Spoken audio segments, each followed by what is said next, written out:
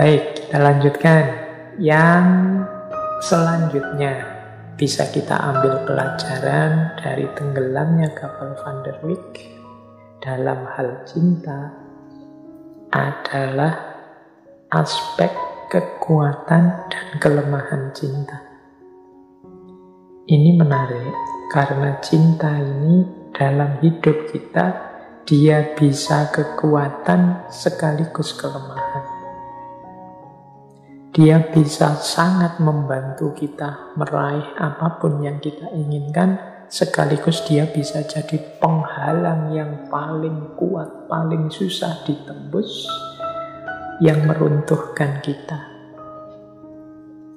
Coba kita belajar beberapa bagian dari novel Tenggelamnya Kapal Van der Wijk. Ini misalnya kalimat ketika Zainuddin dan Hayati akan berpisah sementara. Tadi kan ada ketika hubungan mereka digunjingkan banyak orang sehingga mereka memilih mengalah. Zainuddin menjauh dulu, tidak tinggal di kota yang sama. Nah, ini kalimat perpisahan mereka. Ini kata-katanya Hayati. Zainuddin, kekasihku, berangkatlah. Biar jauh sekalipun ku lepaskan.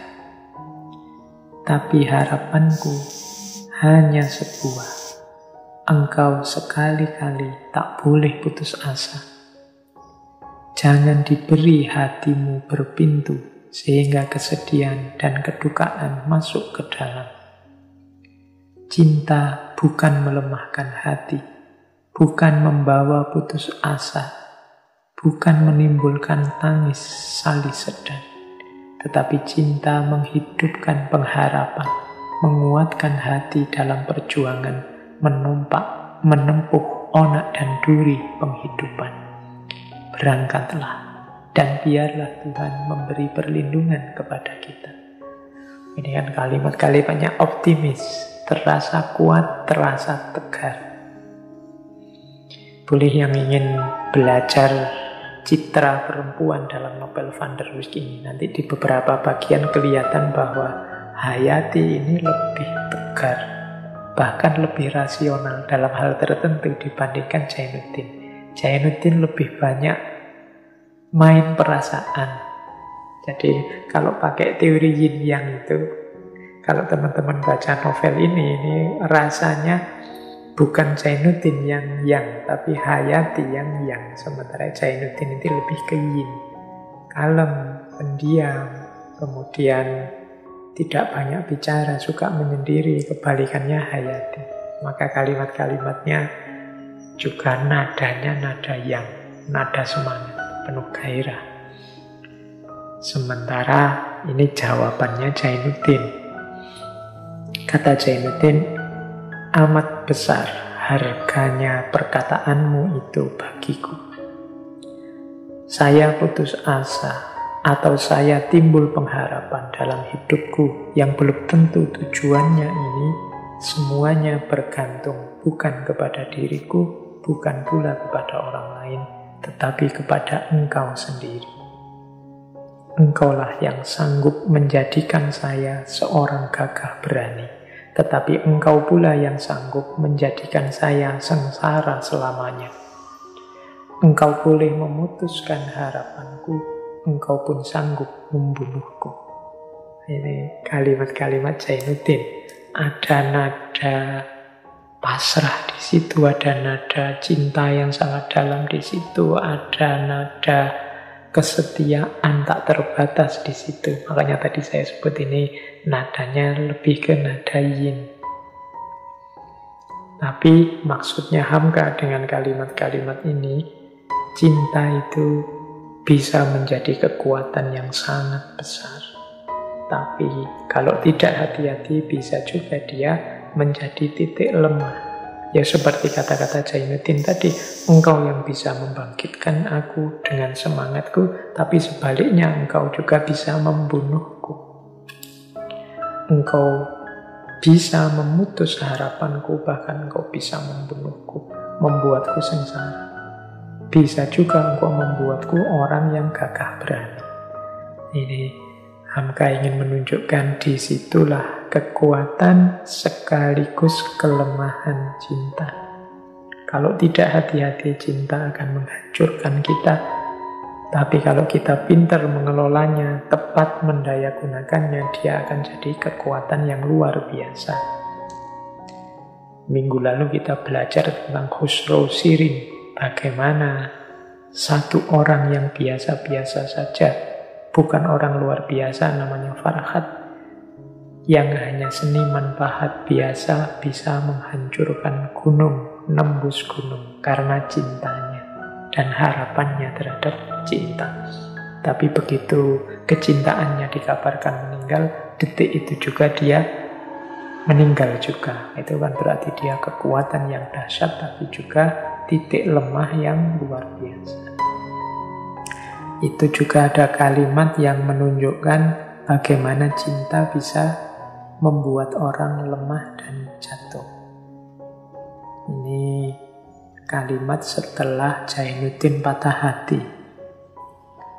Laki-laki menyimpuh, menadahkan tangan harapan di hadapan seorang perempuan yang dicintainya. Kalau harapan itu masih ada, tetapi turunlah mutunya sebagai laki-laki. Kalau orang telah jelas enggan, dia masih mendekat juga. Tetapi kalau cinta telah mendalam, walaupun bagaimana tebalnya perasaan sebagai laki-laki, badan meremuk juga, laksana ayam terkena penyakit menular.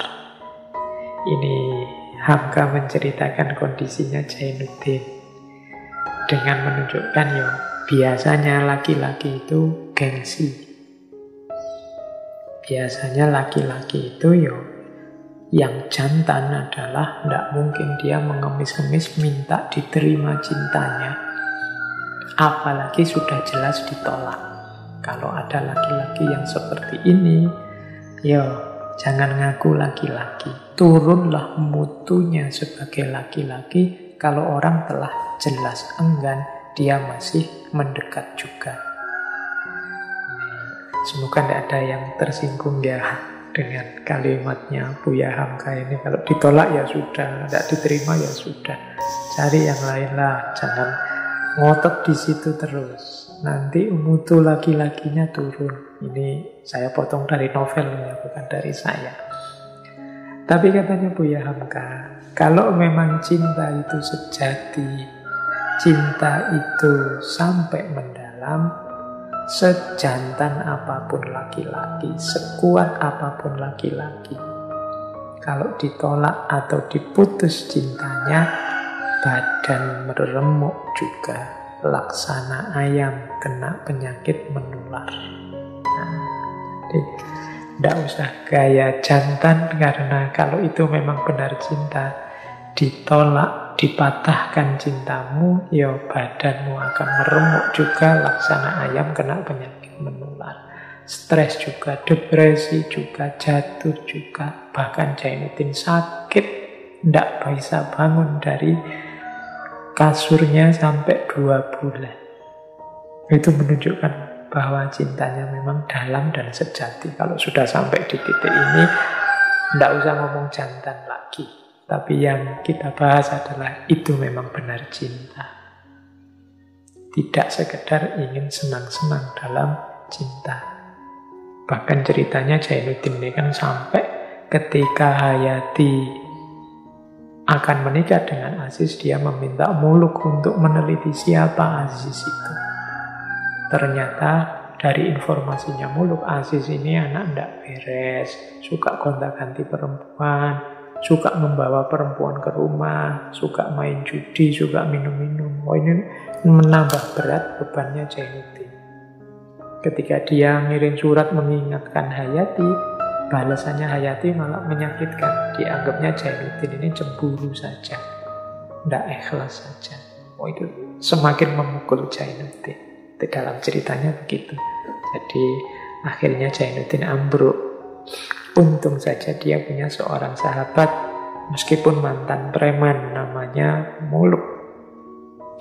Mulu inilah nanti yang membesarkan hatinya Zainuddin, membangkitkan dia kembali dari kekecewaan-kekecewaannya.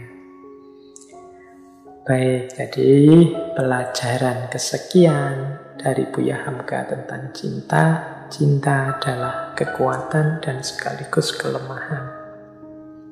Teman-teman yang oleh Allah dianugerahi dengan cinta, kelolalah itu dengan baik. Seperti saya jelaskan ketika sesi Khusro dan Sirin, energi cintamu manfaatkan untuk hal-hal yang positif, yang manfaat, yang maslahat, baik untuk kalian berdua maupun syukur-syukur bisa untuk lingkunganmu, masyarakat secara umum. Jangan melakukan hal-hal yang terlarang, apalagi dilarang oleh Allah, apalagi dimurkai Allah. Karena dengan melakukan itu sebenarnya kalian sedang meruntuhkan cintamu sendiri. Kalian sedang menunjukkan bahwa cintamu tidak murni. Cintamu hanya mengejar kesenangan egomu belaka.